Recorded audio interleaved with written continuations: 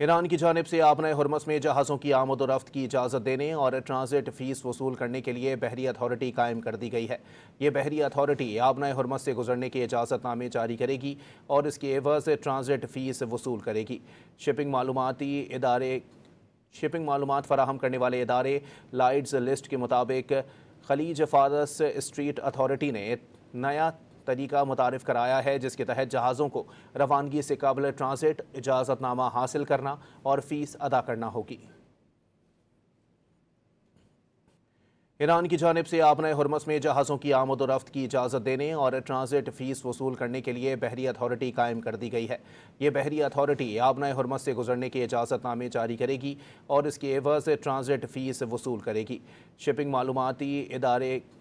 Shipping معلومات فراہم کرنے والے ادارے لائیڈز لسٹ کے مطابق خلیج فارس اسٹریٹ اتھارٹی نے نیا طریقہ متعارف کرایا ہے جس کے تحت جہازوں کو روانگی سے قبل ٹرانزٹ اجازت نامہ حاصل کرنا اور فیس ادا کرنا ہوگی۔